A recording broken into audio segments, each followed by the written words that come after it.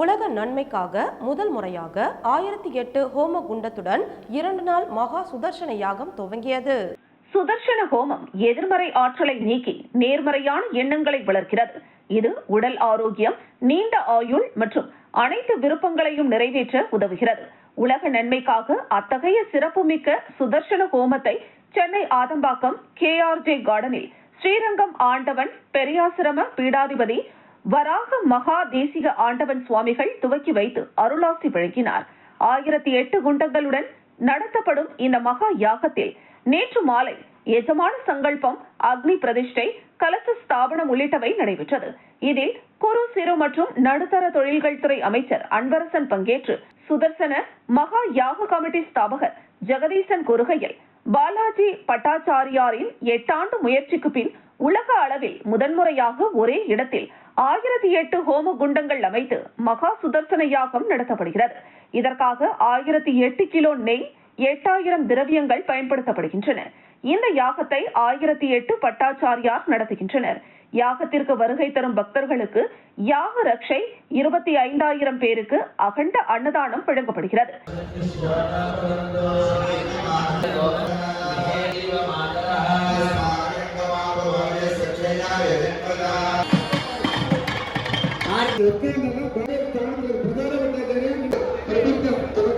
கிருஷ்ணர் கோயிலின் தலைமை அர்ச்சகர் அவர் நடத்தியிருக்கிறார். தொடர்ந்து 1008 குண்டங்கள் அமைத்து 1008 பட்டாச்சாரியார்களை வைத்து மதுராந்தகம் அருகே பாக்கம் ஊராட்சியில் தேசிய ஜனநாயக கூட்டணியினர் நாளை நமதே தமிழ்நாடு நமது பாக்கம் சக்தி கேந்திரம் சார்பில் தெருமுனை பிரச்சார கூட்டம் நடைபெற்றது. செங்கல்பட்டு மாவட்டம் மதுராந்தகம் அருகே உள்ள பாக்கம் ஊராட்சியில் ஒன்றிய பொதுச் செயலாளர் ராஜாமலர் ஏற்பாட்டில் தேசிய ஜனநாயக கூட்டணி கட்சியினர் நாளை நமதே தமிழ்நாடு நமதே என்ற தெருமுனை பிரச்சார கூட்டம் நடத்தினர்.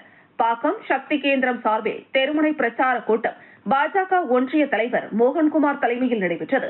எதிர்வரும் 2026 சட்டமன்ற தேர்தலில் திமுக அரசின் மக்கள் விரோத போக்கை பொதுமக்களிடம் எடுத்துக் கூறி அதிமுக பொதுச் செயலாளர் எடப்பாடியாரை ஆட்சி கட்டிலில் அமர வைக்க அயராது பாடுபடுவோம் என்று உறுதிமொழி ஏற்றுக்கொண்டனர். இந்த நிகழ்ச்சியில் சிறப்பு அழைப்பாளராக மாவட்ட பொருளாளர் பாலாஜி, மாவட்ட சக்தி கேந்திர பொறுப்பாளர் மதுர் முருகன், மாநில செயலாளர் தினகரன், அதிமுக ஒன்றிய கவுன்சிலர் மாசி, புரட்சி பாரதம் மாவட்ட செயலாளர் அதேசேகர் உள்ளிட்ட தேசிய ஜனநாயக கூட்டணி கட்சியின் நிர்வாகிகள், பொதுமக்கள் 100க்கும் மேற்பட்டோர் கலந்து கொண்டனர். சொன்ன உடனே மறுநாளே வந்து பாத்தீங்கன்னா இந்த நிகழ்ச்சியை சிறப்பாக எங்களுடைய ஆசிரியர் வணக்கத்தை தெரிவித்துக் கொள்கிறேன். சித்தப்பா, முன்னாள் ஊராட்சி மன்ற தலைவர், தற்போது பல்லாவரத்தில் செங்கல்பட்டு வடக்கு மாவட்ட பாரதிய ஜனதா கட்சி சார்பில் மத்திய அரசின் பட்ஜெட் விளக்க பொதுக்கூட்டத்தில் தாம்பரம் மாநகராட்சி என சொல்லிக் கொண்டாலும் அடிப்படை வசதி சரிவர இல்லை என குற்றம் சாட்டினர். அடுத்த பல்லாவரத்தில் செங்கல்பட்டு வடக்கு மாவட்ட பாரதிய ஜனதா கட்சி சார்பில் 2026-2027 ஆண்டு பட்ஜெட் தமிழகத்திற்கு கிடைத்த பலன்கள் குறித்து பட்ஜெட் விளக்க பொதுக்கூட்டம் மாவட்ட தலைவர் ரகுராம் தலைமையில், மாவட்ட பொதுச் செயலாளர் பாலாஜி வரவேற்புரையில், துணைத் தலைவர் ஜெயலட்சுமி, மாவட்ட செயலாளர் ரவி முன்னிலையில் நடைபெற்றது.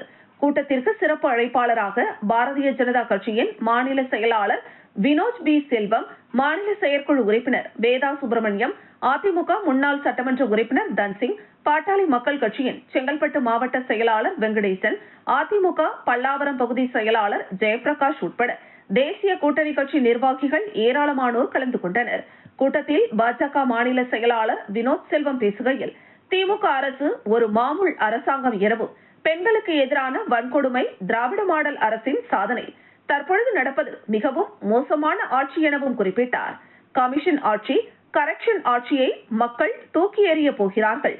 அதே சமயம் திருப்பரங்குன்றம் முருகன் அருளால் நீங்கள் ஒப்பந்தங்களை வைத்து நீங்கள் ஒப்பந்தம் கொடுத்தீர்கள் சொன்னால் வரக்கூடிய காலகட்டங்களிலே மே மாதத்திற்கு பிறகு நீங்கள் சொன்னீர்களே செய்தீர்களா? செய்யவில்லை. அவன் சொல்ற பொய்ய கேட்டுக்கிட்டாங்க. பொய்ய சொன்னவனே இருக்கும்போது 4 ஆண்டுகளாக தொடர்ச்சியா கொடுத்து வந்த லேப்டாப்பை தடுத்து மீன் கழிவு, மெடிக்கல் வேஸ்ட் எல்லாத்தையும் எடுத்து தமிழ்நாடு குப்பை தொட்டியா மாத்தி வச்சிருக்காங்க. இப்ப 5 காஞ்சிபுரம் ஒன்றியம் கருப்படி தட்டடை ஊராட்சியில் பல்வேறு நலத்திட்டங்களை துவக்கி வைத்தார் MP. காஞ்சிபுரம் ஒன்றியம் கருப்படி தட்டடை ஊராட்சியில் காஞ்சிபுரம் நாடாளுமன்ற தொகுதி மேம்பாட்டு நிதி 2023-2024 திட்டத்தின் கீழ் 9.45 லட்சம் ரூபாய் மதிப்பீட்டில் புதிய நியாய விலைக் கடையை பொதுமக்கள் பயன்பாட்டிற்காக காஞ்சிபுரம் நாடாளுமன்ற உறுப்பினர் செல்வம் ரிப்பன் வெட்டி இனிப்புகள் வழங்கி திறந்து வைத்தார். இதனைத் தொடர்ந்து ஊராட்சி ஒன்றிய 15வது நிதி 2023-2024 ஆண்டு திட்டத்தின் கீழ் 7,85,000 ரூபாய் மதிப்பீட்டில் புதிதாக கட்டப்பட்ட சமுதாய கழிப்பறையை காஞ்சிபுரம் நாடாளுமன்ற உறுப்பினர் ரிப்பன் வெட்டி பொதுமக்கள் பயன்பாட்டிற்கு அர்ப்பணித்தார். மேலும் கருப்படி தட்டடை ஊராட்சியில் அனைத்து கிராம அண்ணா மறுமலர்ச்சி திட்டம் 2024-2025 திட்டத்தின் கீழ் 32 லட்சம் ரூபாய் மதிப்பீட்டில் புதிதாக ஊராட்சி மன்ற கட்டிட அலுவலகம் காஞ்சிபுரம் நாடாளுமன்ற உறுப்பினர் ரிப்பன் வெட்டி திறந்து வைத்து ஊராட்சி மன்ற தலைவர் பொன்னா வெங்கடேசன் இருக்கையில் அமர வைத்து சால்வை அணிவித்து ஊராட்சி மன்ற பணிகளை துவக்கி வைத்தார்.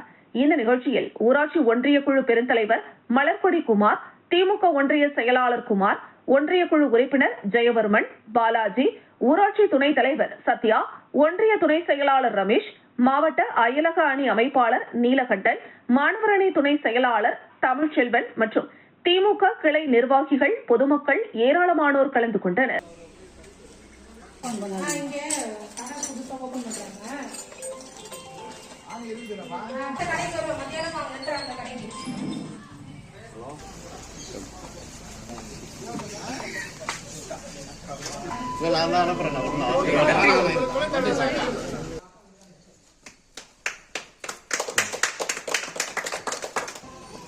அப்படியே போயிடலாம். கொஞ்சம் உள்ள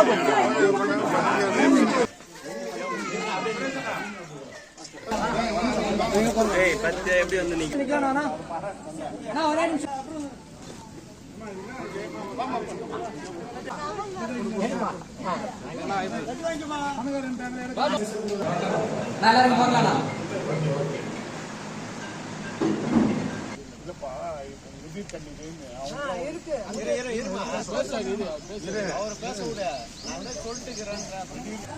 இரண்டாயிரத்தி 26 சட்டமன்ற தேர்தலில் திமுக தலைமையிலான கூட்டணிக்கு தேமுதிக வருகை, அதை மதிமுக வரவேற்கிறது.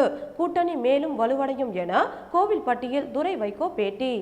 தூத்துக்குடி மாவட்டம் கோவில்பட்டியில் சிறு குறு தீப்பெட்டி உற்பத்தியாளர்கள் சங்கம் சார்பில் தீப்பெட்டி தொழிலை பாதிக்கும் பிளாஸ்டிக் சிகரெட் லைட்டர் உதிரி பாகங்கள் தயாரிக்கின்ற நிறுவனங்களின் மூலம் லைட்டர்கள் உற்பத்தி செய்து விற்கப்படுவதை தடை செய்ய வேண்டும் என்ற கோரிக்கை மனுவை பாராளுமன்ற உறுப்பினர் துரை வைகோவிடம் வழங்கினர். 2026 சட்டமன்ற தேர்தலில் திமுக தலைமையிலான கூட்டணிக்கு தேமுதிக வருகை சரி, அதை மதிமுக வரவேற்கிறது. கூட்டணி மேலும் வலுவடையும் காலத்தில் அடிப்படையில் சமுதாயத்தில் சில மாற்றங்கள் ஏற்படும். அதற்கு ஏற்றாற்போல் அரசியல் இயக்கங்களும் கொள்கை முடிவில் மாற்றங்கள் ஏற்படலாம். அதே போலத்தான் திமுக தேமுதிக கூட்டணியை பார்க்கிறேன். எந்த நோக்கத்திற்காக திமுக கூட்டணியில் சேர்ந்தோமோ அந்த நோக்கம் இன்றும் தொடர்கிறது. தமிழகத்தில் 4 முனை போட்டி. திமுக அதிமுக தலைமையில் கூட்டணியில் பல கட்சிகள் அங்கம் வகிக்கின்றன. அதனை மக்கள் ஏற்றுக்கொண்டுள்ளார்களா என்பது தேர்தல் முடிவுகளில் தெரியும். தமிழகத்தில் காலியாக உள்ள ராஜ்யசபா சீட் குறித்து மதிமுக தலைமை முடிவு செய்யும். கூட்டணியில் கோவில்பட்டி தொகுதியில் மதிமுக உள்ளதா என்ற கேள்விக்கு கூட்டணி தலைமை ஒப்புதல் அளித்த பின்பு அது குறித்து பேசலாம் என்றார். 8 சட்டமன்ற தொகுதியில் போட்டியிட்டு வெற்றி பெற்றால் அங்கீகாரம் கிடைக்கப் பெறும். தேர்தல் கமிஷன் விதி ஆட்சியில் பங்கு, அதிகாரத்தில் பங்கு என திருமா கட்சி ஆரம்பிக்கும் பொழுதே இந்த கொள்கையை கூறினார். ஆனால் தற்பொழுது ஆட்சி அதிகாரத்தில் பங்கு என்று தேவையற்ற குழப்பத்தை உருவாக்கவில்லை என்று திருமாவளவன் அவர்கள் தெளிவுபடுத்தியுள்ளார். தேசிய ஜனநாயக கூட்டணிக்கு தேமுதிக வர முயற்சி செய்தார்கள், வராததால் பழி சுமத்துகிறார்கள். இதை அரசியலாக பார்க்கிறேன். விஜய் பின்னால் இளைஞர் கூட்டம் உள்ளது. இந்த சட்டமன்ற தேர்தலில் 15% விழுக்காடு வாங்குவார். அது வெற்றியாக மாறுமா என்பது சந்தேகம். புரட்சி தலைவர் எம்ஜிஆர், என்டிஆர் போல் அவரால் வர முடியாது. பாஜக அரசை கண்டித்து ஏன் விஜயின் குரல் ஒலிக்கவில்லை? விஜய் அரசியலால் திமுக தலைமையிலான கூட்டணிக்கு எந்த பாதிப்பும் இல்லை. அடித்தட்டு மக்கள் பயன்பெறும் வகையில் திமுக அரசின் பல சாதனைகளை செய்துள்ளது. தமிழகத்தில் தொழில் வளர்ச்சி தொடர்பாக போடப்பட்ட புரிந்துணர்வு ஒப்பந்தங்கள் பற்றி தெளிவாக தரவுகளுடன் விளக்கி கூறியுள்ளது. தமிழக அரசு மகளிர் உரிமை தொகை, கலைஞர் கனவு இல்ல திட்டத்தின் மூலம் தேர்தலில் மக்கள் நம்பிக்கையை பெற்று திமுக கூட்டணி வெற்றி பெறுவோம் என்றார். மேலும் ஸ்டெர்லைட் நிறுவனம் புதிய பெயரில் கிரீன் காப்பர் தொழிற்சாலை ஆரம்பிக்கலாம் என்று நினைக்கிறார்கள். அது தமிழகத்தில் நிறைவேறாது. எந்த உருவத்தில் ஸ்டெர்லைட் ஆலை வந்தாலும் தமிழக அரசு தடுத்து நிறுத்தும். அவர்கள் எண்ணம் நிறைவேறாது என்று தெரிவித்தார். திண்டிவனம் அன்னை ஸ்ரீ சாரதா தேவி சேவா அறக்கட்டளை சார்பாக பகவான் ஸ்ரீ ராமகிருஷ்ணரின் 191வது ஜெயந்தி விழாவை முன்னிட்டு ராமகிருஷ்ணரின் ரத ஊர்வலம் நடைபெற்றது. திண்டிவனம் அன்னை ஸ்ரீ சாரதா தேவி சேவா அறக்கட்டளை சார்பாக பகவான் ஸ்ரீ ராமகிருஷ்ணரின் 191வது ஜெயந்தி விழாவை முன்னிட்டு ராமகிருஷ்ணரின் ரத ஊர்வலமானது அறக்கட்டளையின் கௌரவ தலைவர் ஸ்ரீமான் ரங்கமன்னார், ஸ்ரீராம் பள்ளியின் தாளாளர் ஸ்ரீமான் முரளி ரெட்டியார் மற்றும் அறக்கட்டளையின் இணை செயலாளர் தொழிலதிபர் ஸ்ரீமான் குமார் இவர்களால் கொடியசைத்து துவக்கி வைக்கப்பட்டது. பெருந்திரளான மக்கள் ரத ஊர்வலத்தில் கலந்து கொண்டனர். திண்டிவனம் நகரத்தின் முக்கிய வீதிகளில் வலம் வந்த குருதேவருக்கு வழி நெடுகிலும் ஆரத்தி எடுத்து மக்கள் பக்தியுடன் வழிபட்டனர். இந்த நிகழ்ச்சியானது காலை 10 மணிக்கு துவங்கி பிற்பகல் 3 மணிக்கு மங்கள ஆரத்தி எடுக்கப்பட்டு நிறைவடைந்தது. வழி நெடுகிலும் பகவான் பக்தர்களால் எழுச்சியுடன் பஜனை பாடல்கள் பாடப்பட்டது. பகவான் ஸ்ரீ ராமகிருஷ்ணரின் பெயரால் காந்தி சிலை, அரசு பொது மருத்துவமனை, அறக்கட்டளை அலுவலகம் என 3 இடங்களில் அன்னதானம் வழங்கப்பட்டது. ரத ஊர்வலத்தில் கலந்து கொண்ட அனைவருக்கும் இனிப்பு பிரசாதமும் குங்கும பிரசாதமும் வழங்கப்பட்டது.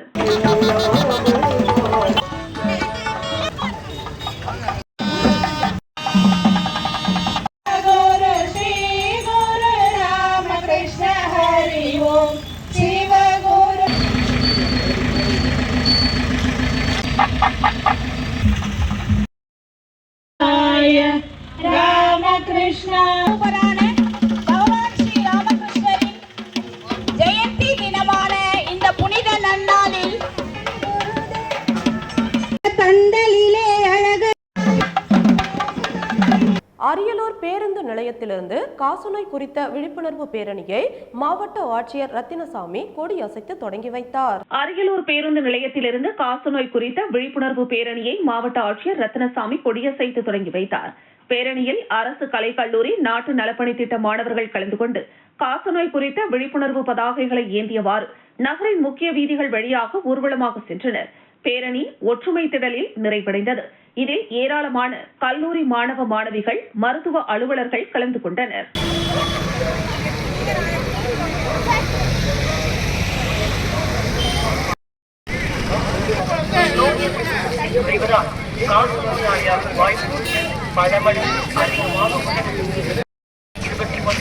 கணக்கின்படி இந்தியாவில் 27 லட்சம்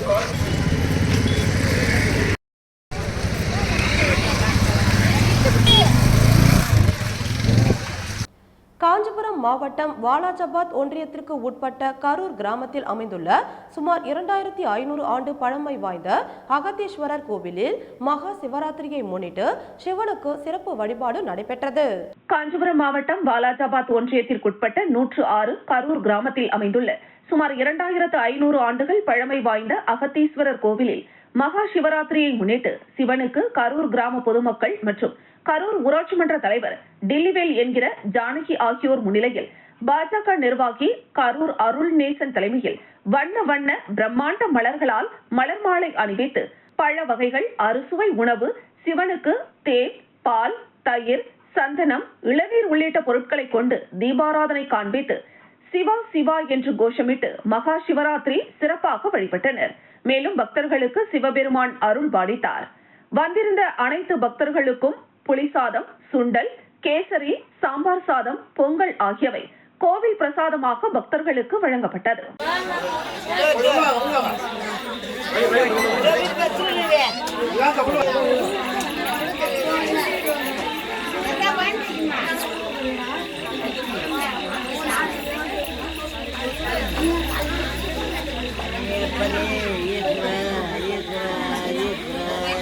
சென்னையில் பிட்ஸ் பிளானி வில்ஃப் மூலம் வாகன திறன் மையம் தொடக்கம். தொழில்துறை கல்வித்துறை இணைப்பை வலுப்படுத்தும் புதிய முயற்சி. சென்னை கிண்டியில் பிட்ஸ் பிளானி தனது பணிவுடன் ஒருங்கிணைந்த கற்றல் திட்டமான ஒர்க் இன்டகிரேட்டட் லேர்னிங் புரோகிராம்ஸ் மூலம் சென்னை வளாகத்தில் வாகன திறன் மையம் அமைப்பை தொடங்கியுள்ளது. தொழில்துறை கல்வித்துறை கூட்டு முயற்சியை வலுப்படுத்தும் நோக்கில் இந்த முன்னெடுப்பு மேற்கொள்ளப்பட்டுள்ளது. சென்னையை மையமாக கொண்ட வாகன மற்றும் தொடர்புடைய தொழில் துறைகளுடன் இணைந்து நடைமுறை சார்ந்த கற்றல், பயன்பாட்டு ஆராய்ச்சி மற்றும் திறன் மேம்பாட்டை ஒருங்கிணைப்பதே மையத்தின் முக்கிய குறிக்கோளாகும். குறிப்பாக சிறு குறு மற்றும் நடுத்தர தொழில் நிறுவனங்கள் எதிர்கொள்ளும் தொழில்நுட்ப சவால்களுக்கு தீர்வு காணும் வகையில் திட்டங்கள் வடிவமைக்கப்பட்டுள்ளன. இந்த மையம் மூலம் பணியாற்றும் தொழில் முனைவோர் மற்றும் பொறியாளர்கள் தங்கள் பணியை தொடர்ந்தபடியே உயர்கல்வி மற்றும் சான்றிதழ் படிப்புகளை தொடர முடியும். தொழில்துறை தேவைகளுக்கேற்ப பாடத்திட்டங்கள் உருவாக்கப்பட்டு வார இறுதி வகுப்புகள் மற்றும் நேரடி செயல்முறை பயிற்சிகள் வழங்கப்பட உள்ளன. நிகழ்ச்சியில் பேசிய பிட்ஸ் பிலானி லிவ் பிரிவின் இயக்குநர் பேராசிரியர் சுந்தர், சென்னையில் தொடங்கப்பட்டுள்ள இந்த மையம் கல்விசார் திறமைகளையும் தொழில்முறை தேவைகளையும் இணைக்கும் முக்கிய கட்டமாக அமையும். இது மாணவர்கள், பணியாளர்கள் மற்றும் நிறுவனங்களுக்கு நிஜ உலக சவால்களை எதிர்கொள்ளும் திறனை உருவாக்கும் என்றார்.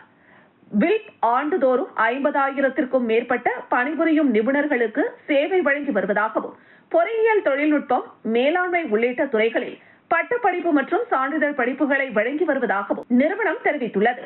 இந்தியாவில் பணியுடன் ஒருங்கிணைந்த கற்றல் முறையில் முன்னணியில் உள்ள திட்டமாக இது உருவெடுத்துள்ளதாகவும் கூறப்பட்டது. சென்னையில் தொடங்கப்பட்டுள்ள இந்த வாகன திறன் மையம் தொழில்துறை, கல்வித்துறை இணைப்பை வலுப்படுத்தி தேசிய அளவிலான திறன் மேம்பாட்டு முயற்சிகளில் புதிய பரிமாணத்தை ஏற்படுத்தும் என எதிர்பார்க்கப்படுகிறது.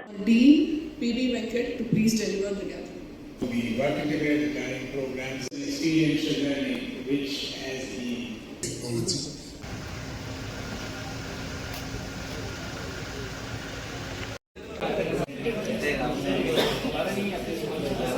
எலக்ட்ரிக்கல் அண்ட் எலக்ட்ரானிக்ஸ் பேஸ் பண்ணி வந்துச்சு.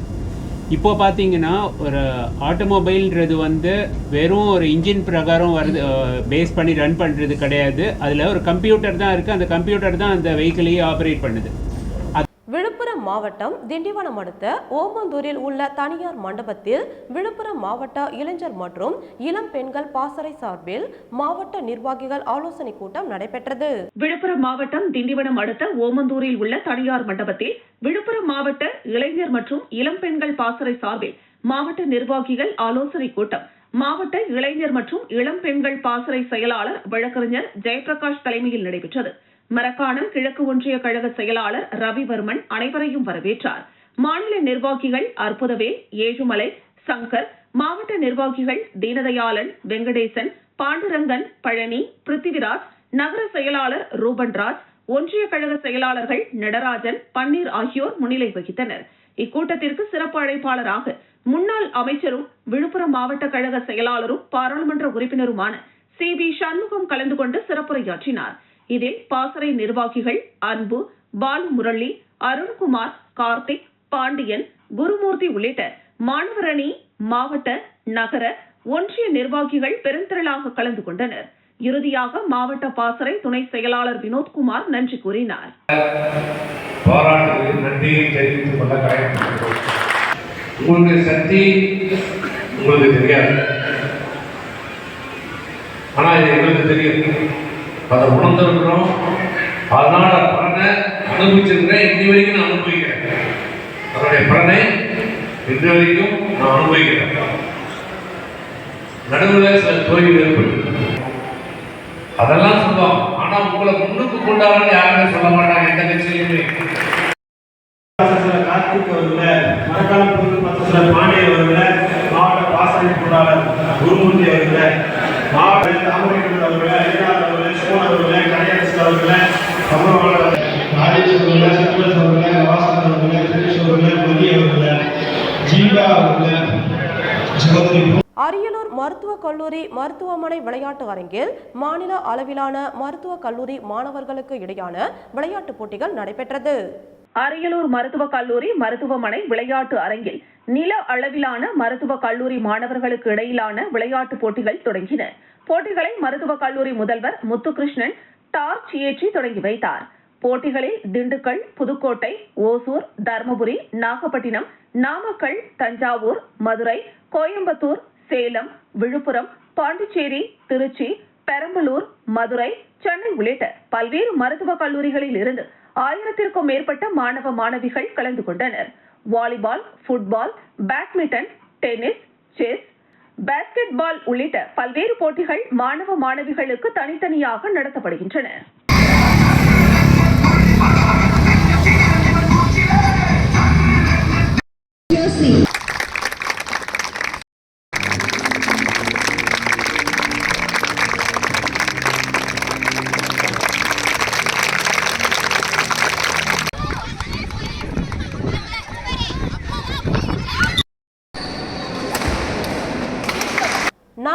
கிராமத்தில் சமயபுரம் மாரியம்மனுக்கு மாலை அணிவித்த பக்தர்கள், நேர்த்திக்கடன் செலுத்திய திரளான பக்தர்கள். அரியலூர் மாவட்டம் செந்துறை அருகே நாகல்குழி கிராமத்தில் உள்ள மாரியம்மன் ஆலயத்தில் ஆண்டுதோறும் சமயபுரம் மாரியம்மனுக்கு பக்தர்கள் மாலை அணிந்து காப்பு கட்டி கடும் விரதம் மேற்கொண்டு தங்களது நேர்த்திக்கடனை செலுத்துவது வழக்கம். அந்த வகையில் பக்தர்கள் பால்குடம், சக்தி கரகம், தீச்சட்டி ஆகியவற்றை ஏந்தி ஊர்வலமாக மாரியம்மன் கோவிலுக்கு சென்றனர்.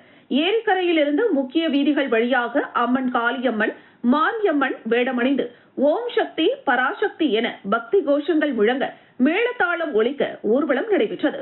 ஆலயத்தில் சுவாமிக்கு பாலாபிஷேகம் செய்யப்பட்டு புத்தாடை மற்றும் மலர் மாலைகளால் அலங்கரித்து மகா தீபாராதனை காண்பிக்கப்பட்டது. பின்னர் திரளான பக்தர்கள் கலந்து கொண்டு சுவாமி தரிசனம் செய்தனர். மக்கள் எல்லாம் பால் கூட எடுத்துக்கிட்டு நம்மளுடைய பெரிய நீக்க வேண்டும் என்று எங்க போறாங்க? சமயபுரம் கோவிலுக்கு.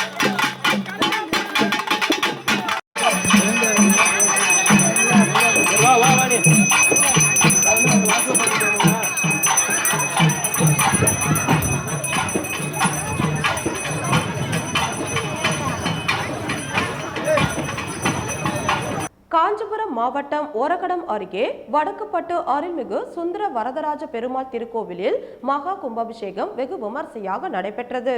காஞ்சிபுரம் மாவட்டம் ஓரகடம் அருகே வடக்குப்பட்டு அருள்மிகு சுந்தர வரதராஜ பெருமாள் திருக்கோவில் மகா கும்பாபிஷேகம் வெகு விமர்சையாக நடைபெற்றது.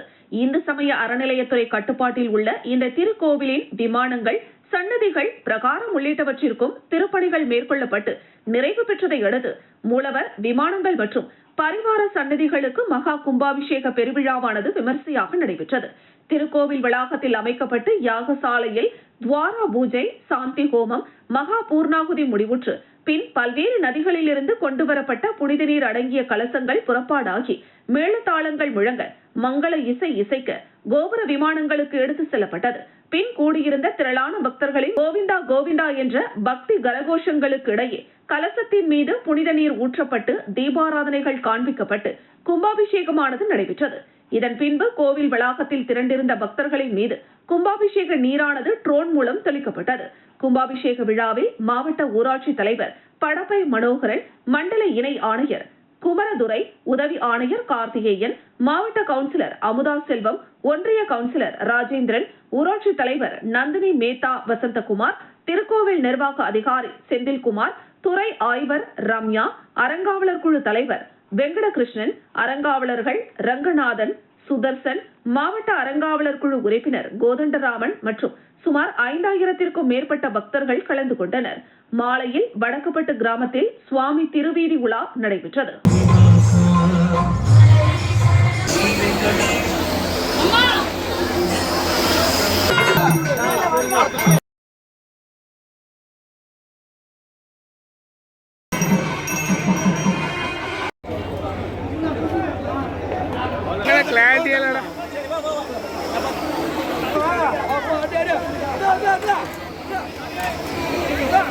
அரியலூர் மாவட்டம் செந்துறை அருகே துலார் கிராமத்தில் பாரதிய ஜனதா கட்சி சார்பில் தெருமுனை பிரச்சார கூட்டம் நடைபெற்றது. அரியலூர் மாவட்டம் செந்துறை அருகே துலார் கிராமத்தில் பாரதிய ஜனதா கட்சி சார்பில் தெருமுனை பிரச்சார கூட்டம் நடைபெற்றது. இந்த கூட்டத்தில் பெரம்பலூர் மாவட்ட பொருளாதார பிரிவு தலைவர் மற்றும் சக்தி கேந்திர பொறுப்பாளராக உள்ள முருகானந்தம் சிறப்பு பேச்சாளராக கலந்து கொண்டு உரையாற்றினார். அவர் கட்சியின் வளர்ச்சி, மத்திய அரசின் திட்டங்கள் குறித்து விளக்கமாக பேசினார். மேலும் பெரம்பலூர் மாவட்ட தலைவர் முத்தமிழ் செல்வன், அனைத்திந்திய அண்ணா திராவிட முன்னேற்ற கழகத்தை சார்ந்த பரமசிவம், பெரம்பலூர் மாவட்ட அம்மா பேரவை துணைத் தலைவர் உள்ளிட்டோர் கலந்து கொண்டு தங்களது கருத்துக்களை பகிர்ந்தனர். பாமகவை சார்ந்த கணேஷ் நன்றி உரை வழங்கினார். தொடர்ந்து பாட்டாளி மக்கள் கட்சி மற்றும் பாஜகவை சார்ந்த விஸ்வலிங்கம், சேகர், சிவகுருநாதன், அருள்நாதன் உள்ளிட்ட பலர் பங்கேற்றனர்.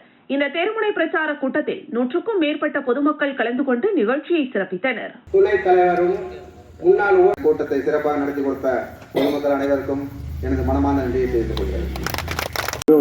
தங்கள் MABL அவர்களே மற்றும் நேரம் காலம் கருதி இங்கே வருகின்றக்கூடிய ஒரு மீட்டிங் இருக்கு, கொஞ்சம் காலதாமதம் ஆயிடுச்சு. அதனால இந்த உரையை முடிச்சு கொண்டு உங்களிடம் விடைபெறுகிறேன். நன்றி, வணக்கம். நான் ஜாதியை பிற்பதாக நினைத்துவிடக் கூடாது.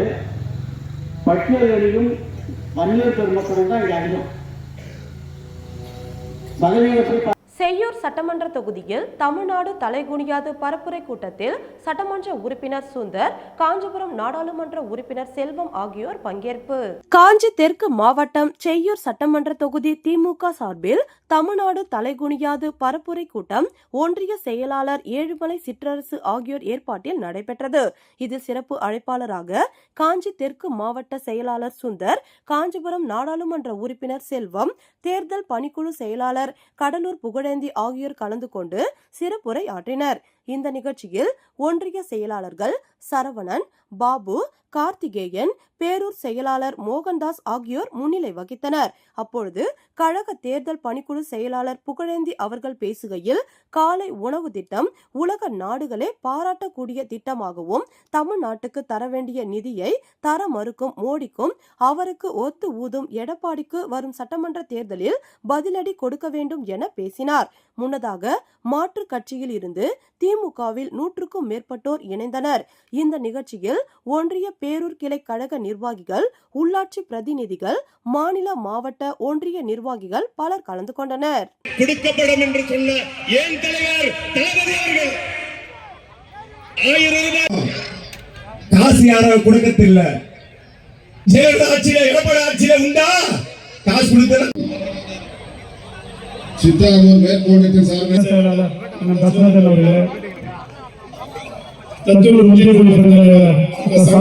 அவங்க அப்பா அப்படிப்பட்ட அருமை சகோதரர் புகழேந்தி அவர் 2 முறை அவரோடு நான் சட்டமன்ற உறுப்பினராக இருந்தேன். இன்றைக்கு கழகத்தில் தேர்தல் பணிக்குழு செயலாளர் இருக்கிறார். அவர்தான் சிறப்பான ஆற்றி கொண்டிருக்கின்ற மாவட்ட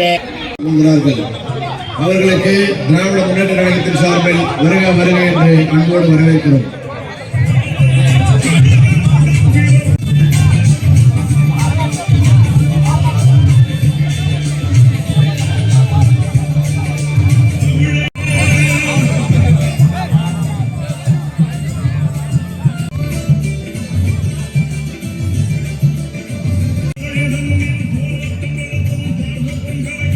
குரோம்பேட்டையில் சிறுவர் விளையாட்டு பூங்காவை பல்லாவரம் சட்டமன்ற உறுப்பினர் கருணாநிதி திறந்து வைத்தார். பல்லாவரம் சட்டமன்ற தொகுதி தாம்பரம் மாநகராட்சி 35வது வார்டு குரோம்பேட்டை பகுதியில் உள்ள MIT மேம்பாலத்தின் கீழ் குப்பை கழிவுகள் கொட்டப்படும் இடமாக இருந்த பகுதியை சுத்தம் செய்து பொதுமக்கள் பயன்படுத்தும் வகையில் அமைத்து தர வேண்டும் என அப்பகுதி பொதுமக்கள் சார்பில் சட்டமன்ற உறுப்பினர் கருணாநிதியிடம் கோரிக்கை விடுத்தனர். இந்த கோரிக்கையை ஏற்று ரூபாய் 46.80 லட்சம் மதிப்பீட்டில் சிறுவர் விளையாட்டு திடல், உடற்பயிற்சி கூடம், கலையரங்க மேடை அடங்கிய பூங்கா அமைக்க திட்டமிடப்பட்டு பணிகள் நடைபெற்றது. இந்த பணிகள் அனைத்தும் முடிவடைந்த நிலையில் பூங்காவை பொதுமக்கள் பயன்பாட்டிற்கு திறந்து வைக்கும் நிகழ்ச்சி நடைபெற்றது.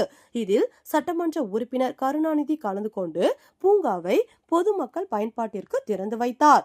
உடன் மேயர் வசந்தகுமாரி கமலக்கண்ணன், துணை மேயர் காமராஜ், மாநகராட்சி ஆணையர் பாலச்சந்தர், மண்டல குழு தலைவர் ஜோசப் அண்ணாதுரை, பகுதி செயலாளர் கருணாகரன், மாமன்ற உறுப்பினர் சங்கீதா விஜய், மாவட்ட வர்த்தகர் அணி துணை அமைப்பாளர் MIT விஜய் உட்பட அப்பகுதி பொதுமக்கள், குடியிருப்போர் நலசங்க நிர்வாகிகள், பெண்கள், சிறுவர்கள், முதியவர்கள் உள்ளிட்ட 500க்கும் மேற்பட்டோர் கலந்து கொண்டனர்.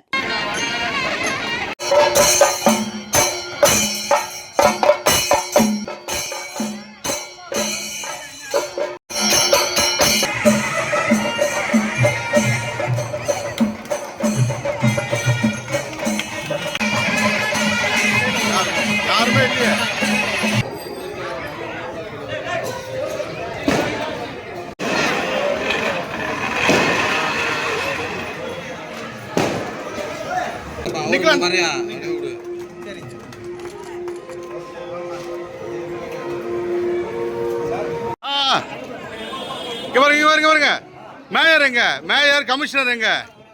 தேர்ந்தெடுத்து இந்த இடம் இப்படிதான் அமையணும், இந்த அளவுக்கு இருக்கணும், இதுக்குள்ள வரும்போது மக்களுக்கு ஒரு மன மகிழ்ச்சி ஏற்படணும் அப்படின்னு சொல்லிக்கிட்டு சொல்லும் போது நாங்களும் வந்து பார்த்துக்கோம். ஆனா இது ஒரு அற்புதமா 8 லட்சம்னே சொல்ல முடியாது. இது கிட்டத்தட்ட ஊதிய சமத்துவத்திற்கான AUT MUTA-வின் 5 ஆண்டுகால தொடர் போராட்டம். பல்கலைக்கழக மானிய குழு மற்றும் 7வது ஊதிய குழு பரிந்துரையின் அடிப்படையில் தமிழ்நாட்டில் உள்ள கல்லூரி ஆசிரியர் பணி மேம்பாட்டிற்கான அரசாணையானது தமிழ்நாடு அரசின் உயர்கல்வித்துறையால் கடந்த 2021ஆம் ஆண்டு ஜனவரி மாதம் 11ஆம் தேதி அன்று வெளியிடப்பட்டு உரிய செயல்முறைகளும் கடந்த 2021ஆம் ஆண்டு மே மாதம் 4ஆம் தேதி கல்லூரி கல்வி இயக்குனர் அவர்களால் வெளியிடப்பட்டது. நிதித்துறையின் ஒப்புதலோடு வழங்கப்பட்ட அந்த அரசாணையின்படி அரசு கல்லூரிகளில் பணியாற்றிடும் ஆசிரியர்களுக்கு பணி மேம்பாடு தொடர்ந்து வழங்கப்படுவதுடன் அதற்குரிய ஊதியமும் நிலுவைத் தொகையோடு உடனுக்குடன் வழங்கப்பட்டு வருகிறது. தமிழ்நாட்டில் உள்ள அரசு உதவி பெறும் கல்லூரிகளுக்கான 8 மண்டலங்களில் கோயம்புத்தூர் மற்றும் தஞ்சாவூர் மண்டலங்களில் உள்ள அரசு உதவி பெறும் கல்லூரி ஆசிரியர்களுக்கு மட்டும் நிலுவைத் தொகையின்றி பணி மேம்பாட்டிற்கான ஊதியம் மட்டும் வழங்கப்பட்டது. பிற மண்டலங்களில் உள்ள ஆசிரியர்களுக்கு ஊதியமோ நிலுவைத் தொகையோ வழங்கப்படுவதில்லை.